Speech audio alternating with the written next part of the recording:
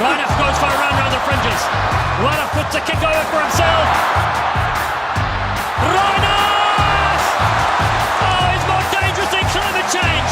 Reinach is in. They go to the left-hand side. And a dummy, they're over! Totoro Matsushima! He's so dangerous. Freddy Krueger has nightmares about him. Kieran's kick comes to Maitland. Yes, he'll go quickly. Hogg is with him. We've seen this before from Hogg. It's the drop goal.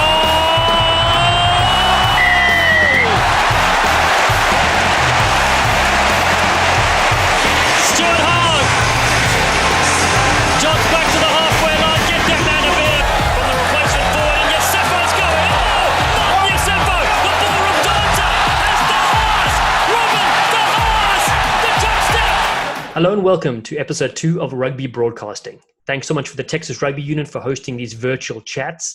Absolutely brilliant and so creative, keeping folks involved even though we are isolated during this time. I'm Dallen Stanford, and in this video, providing some insight into the life of a commentator, what an average week looks like ahead of, let's say, a USA Eagles match in America, or stops on the HSBC World Rugby 7 Series. So let's start with a week leading into an international fixture. For example, it's Canada playing the USA at Torero Stadium in San Diego on Saturday. So normally as a commentator, you're booked a few months ahead of time. So your schedule is planned out pretty nicely, but it does mean that each week you're focusing on something new, a new fixture or a new tournament. So your preparation time is limited because we all have day jobs as well.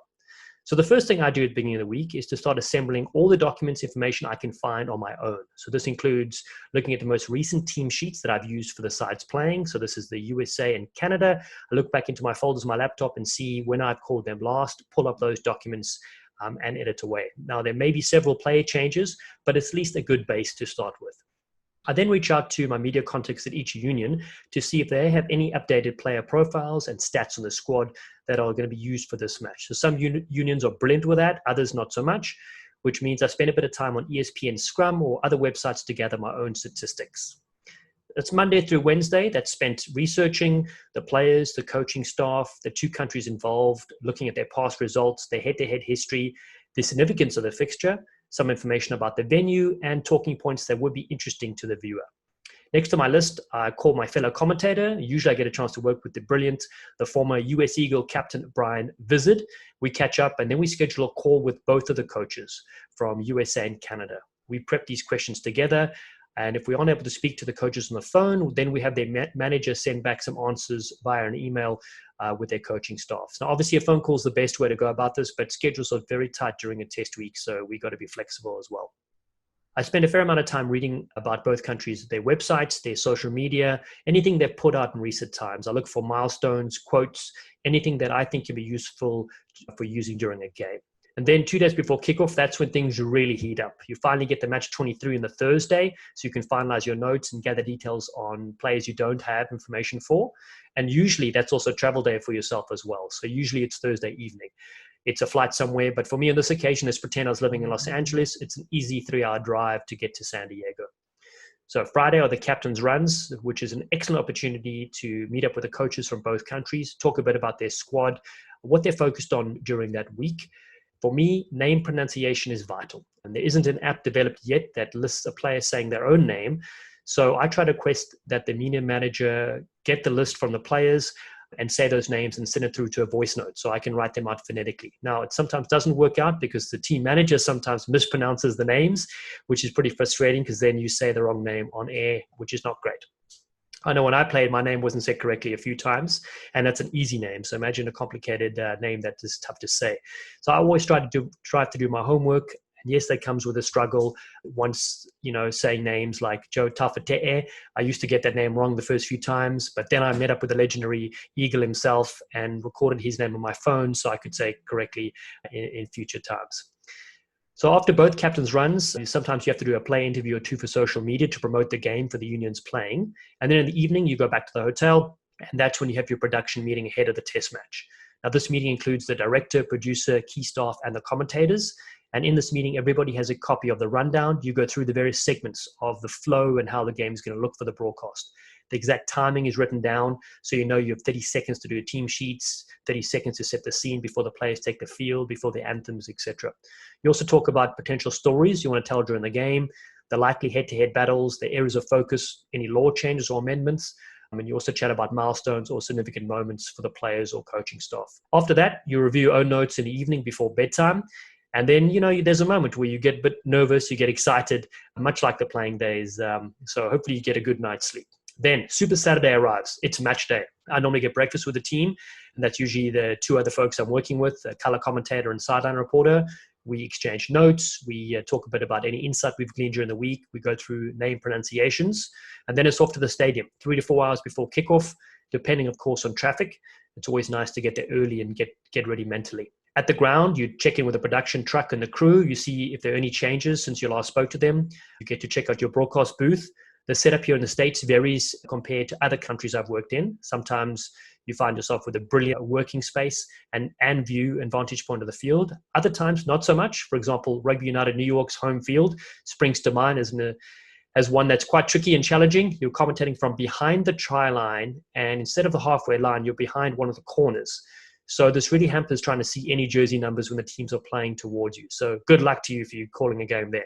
But once you're in the booth, you get to test your equipment. You get to see if the fellow commentators can hear you. You use the talkback with the director and producer, check your screen, you're seeing the highlights in the various packages. And then time tends to fly before kickoff. And before you know it, you head pitch side for the on-camera piece.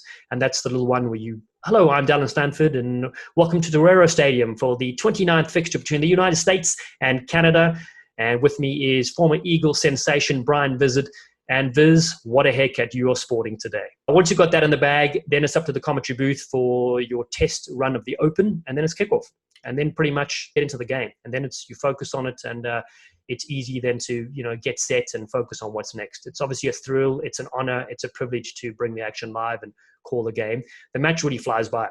You're multitasking though always. You've got information. You're looking on your notes that you want to bring up. You're listening to instructions from the director in your ear.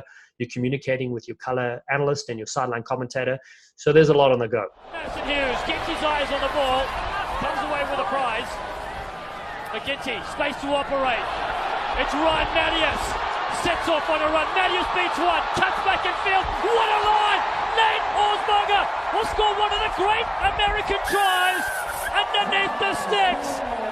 That is simply terrific. So hopefully I've set the scene, given you a decent view of what it looks like leading up and to including a test match, and similar versions of this apply, of course, to calling a Major League Rugby game or other events. If we switch across to the HSBC World Rugby 7 series, well, that's a very, very different ball game. It's busier than Kevin Bacon, but it's an absolute blast. So let's briefly chat to see how that works. I'll refer to the recent Dubai and Cape Town Sevens tournaments that we just did at the end of 2019. Travel, of course, is a big difference. It's quite a doozy with the jet lag coming from the USA, say to Dubai in the Middle East. You lose a bit of time. Sometimes you arrive at the tournament hotel on the Wednesday before the tournament. So you have 2 or 3 days on site to prep. And remember, you're prepping for 28 teams. So you have 16 men's sides and 12 women's teams. It's a real challenge trying to get 400 player and staff names down, plus insight into various countries, so you at least sound like an expert during the game. The brilliant setup for Sevens, though, is that all teams stay traditionally at the same hotel. So you get to share meals with the sides, you get to chat to players and coaches, and those little gems really come through in the broadcast. But part of the fun being on the series, of course, are your iconic cities around the world, and you get to enjoy the broadcast with unbelievable people. Usually there's 6 to 8 other commentators, from all walks of life. We've worked together for the past 5 years or so, and there's some brilliant characters, some great laughs, you have good chemistry, and at the end of the day, you have fun, right? And hopefully the Sevens broadcast show that. Off the field, we're having a good laugh, and so are we on the field. We get to explore the sites, we get to spend some great times together. And then on the work side, we usually get to do a sound check at the stadium the day before the tournament starts. You do some social media activities and some sponsored events. And then when the 2 or 3 day tournament rolls in, it's nonstop. It's maximum energy, it's excitement, it's laughs, it's entertainment. The day after the tournament, you fly to the next country. In this example, it's magical Cape Town, South Africa, where I grew up. Second leg is much easier in terms of prep because you've just called 28 teams. You know a bit about them. You know how they played, how they fared, and which players to watch out for.